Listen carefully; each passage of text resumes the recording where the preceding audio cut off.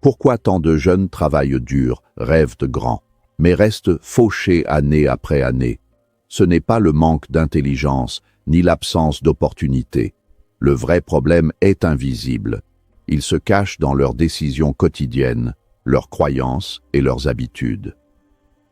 Aujourd'hui, on va dévoiler ce que la majorité ne comprend jamais sur l'argent, le succès et la liberté financière. Ce message, inspiré de la philosophie de Tony Robbins, peut littéralement changer ta trajectoire de vie. Reste jusqu'à la fin car la dernière leçon est celle qui sépare ceux qui survivent de ceux qui prospèrent. Leçon 1. Les décisions comptent plus que les circonstances. Le déterminisme social est l'un des plus grands pièges mentaux de notre époque. Beaucoup de jeunes se sentent emprisonnés dans une narration où leur lieu de naissance, le compte en banque de leurs parents ou l'état de l'économie nationale dictent leur futur. S'il est indéniable que les points de départ sont inégaux, la véritable tragédie n'est pas de naître avec peu de moyens, mais de croire que ces moyens définissent votre plafond. Les circonstances sont les cartes que vous avez reçues, mais la décision est la manière dont vous jouez la main. La plupart des gens passent leur vie à se plaindre de la donne au lieu de maîtriser les règles du jeu. Une décision n'est pas un simple souhait ou une résolution de nouvelle année. C'est un engagement radical qui exclut toute autre possibilité. Prendre une décision, c'est passer d'un état de passivité à un état de création. La différence entre celui qui réussit et celui qui stagne réside dans la clarté de l'intention. Lorsque vous décidez fermement de sortir de la précarité, votre cerveau commence à filtrer la réalité différemment. Là où vous voyez des obstacles, vous commencez à voir des pivots. Les circonstances sont extérieures et souvent hors de contrôle, tandis que la décision est interne et souveraine. En blâmant l'environnement, on cède son pouvoir à cet environnement. En reprenant la responsabilité de ses choix, on récupère les commandes de sa vie. C'est le passage de la psychologie de la victime à celle de l'architecte. Il faut comprendre que les grandes transformations ne naissent pas de changements radicaux de l'environnement, mais de micro-décisions quotidiennes alignées avec une vision à long terme. Décider de lire un livre au lieu de regarder une série, décider d'épargner au lieu de consommer pour impressionner, décider de s'auto-former plutôt que de se plaindre du système éducatif. Ces choix, accumulés sur des mois et des années, créent une trajectoire qui finit par briser n'importe quel plafond de verre social. La richesse commence par la souveraineté de l'esprit sur la matière.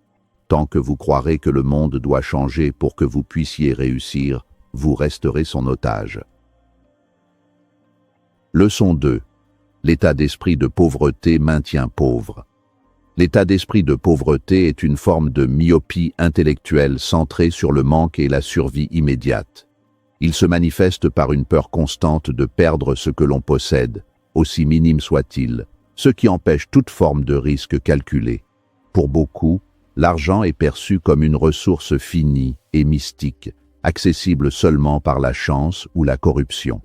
Cette vision occulte la réalité fondamentale de l'économie moderne.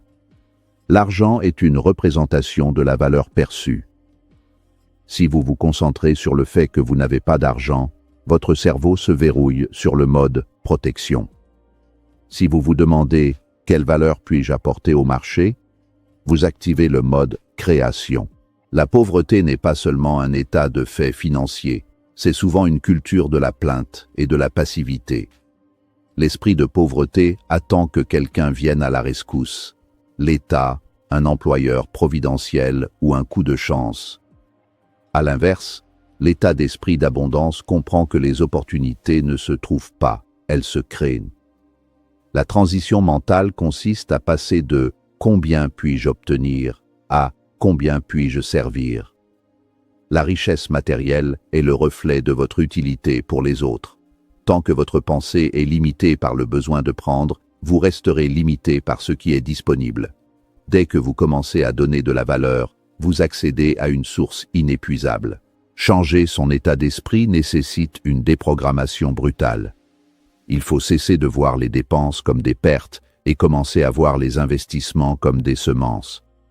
Une personne piégée par la mentalité de pauvreté verra le prix d'une formation comme un obstacle. Une personne orientée vers le succès y verra l'effet de levier pour démultiplier ses revenus futurs. C'est cette différence de perception qui sépare ceux qui stagnent de ceux qui explosent.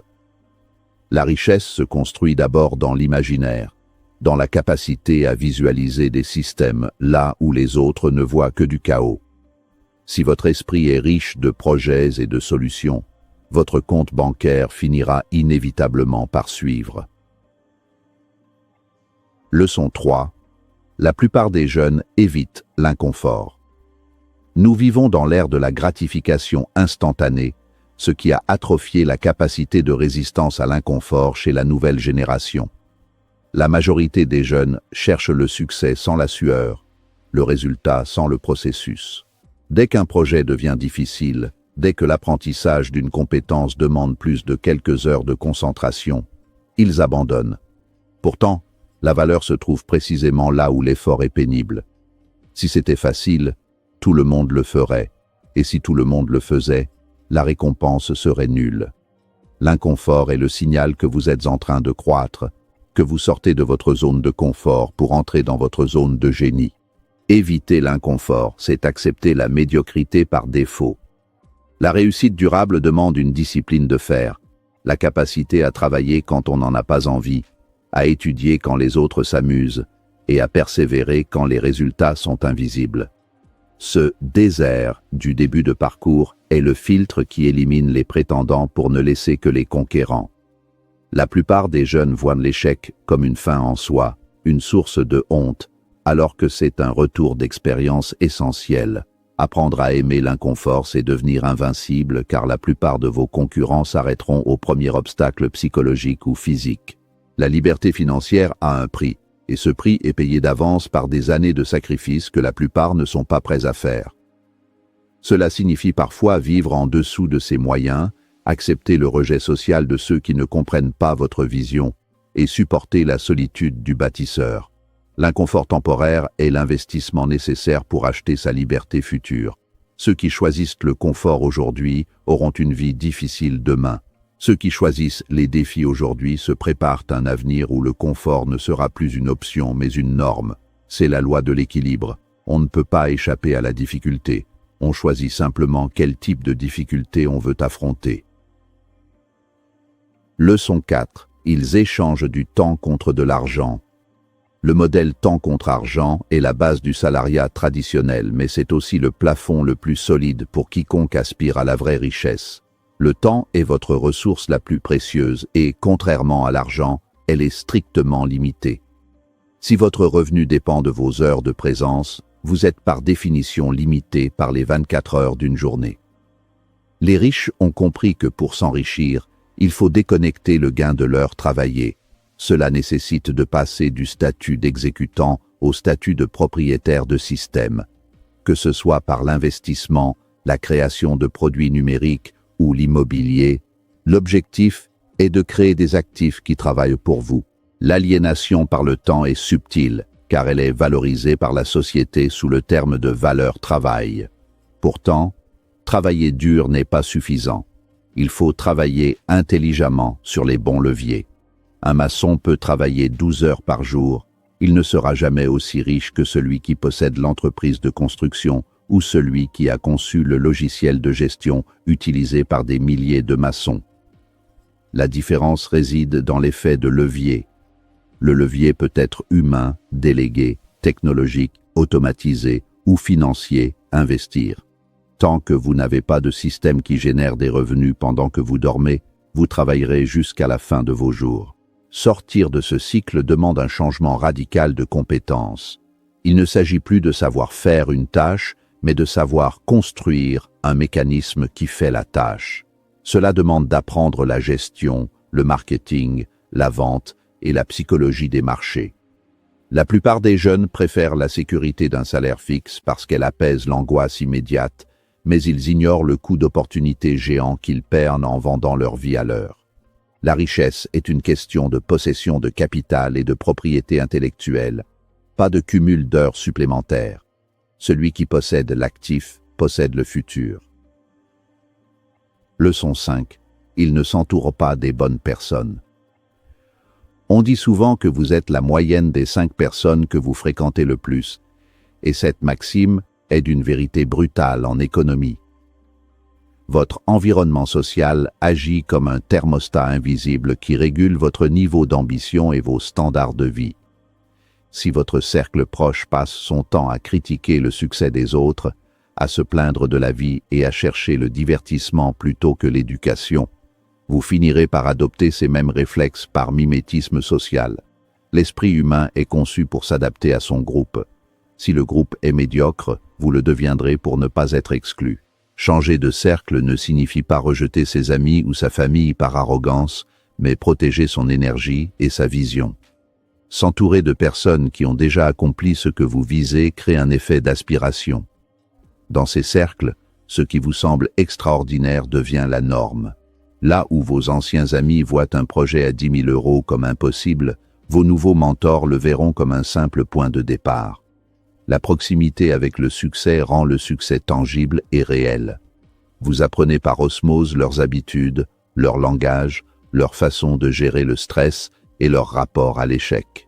L'accès à un réseau de qualité est souvent le raccourci le plus rapide vers la réussite. Une seule information, un seul contact ou une seule recommandation provenant de la bonne personne peut vous faire gagner 10 ans de travail acharné. Les jeunes qui réussissent investissent massivement pour être dans les bonnes pièces. Ils payent pour des séminaires, rejoignent des clubs privés ou offrent de la valeur à des mentors pour simplement être à leur côté. Si vous êtes la personne la plus intelligente ou la plus riche de la pièce, vous êtes dans la mauvaise pièce. Cherchez la confrontation avec l'excellence, même si cela blesse votre ego au début, car c'est là que se trouve la véritable croissance. La pauvreté n'est pas une fatalité, c'est un schéma. Et un schéma peut être brisé. Tout commence par une décision. Refusez de rester bloqué. Apprends, agis, échoue, ajuste, recommence. La liberté financière n'est pas réservée à une élite, mais à ceux qui élèvent leurs standards et passent à l'action. Si ce message t'a parlé, n'oublie jamais, ton futur n'attend pas. C'est toi qui dois aller le chercher.